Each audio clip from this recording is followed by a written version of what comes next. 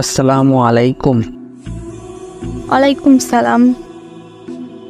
কে Ivana? হ্যাঁ ভাইয়া।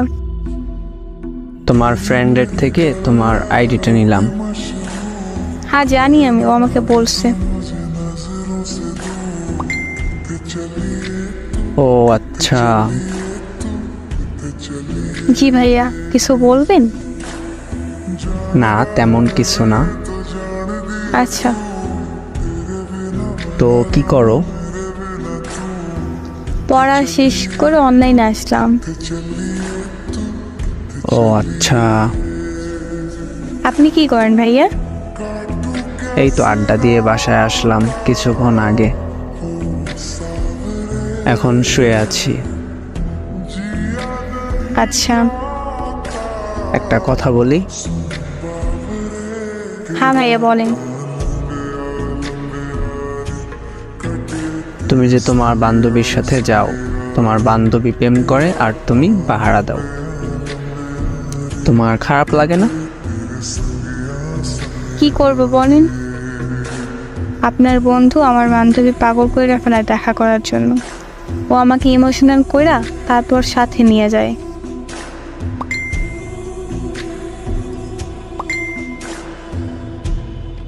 আরে কষ্ট। তুমি রিলেশন করো না? না ভাইয়া। কেন? ভয় লাগে, বাসে জানতে পারলে কবর দিয়ে দিবে।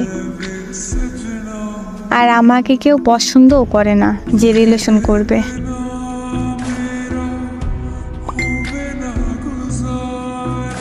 কি যে বলো, পরীর মতো একটা মেয়ে, তাকে কেউ পছন্দ করে না, এই কথা মেনে নিতে হবে আমার?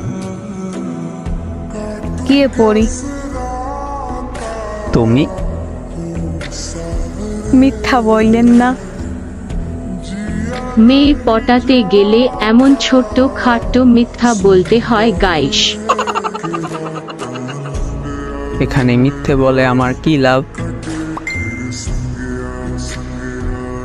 আমি যদি সত্যি এত সুন্দর হতাম তাহলে কেউ না কেউ তো প্রপোজ করতো আমায়, কেউই তো করে না। ও আচ্ছা, এই ব্যাপার। আর আপনি আমায় বলেন আমি নাকি পরীর মতো।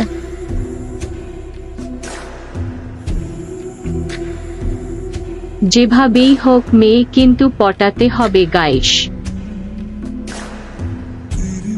পার্ট 2 লাগলে কমেন্ট এ জানাবেন।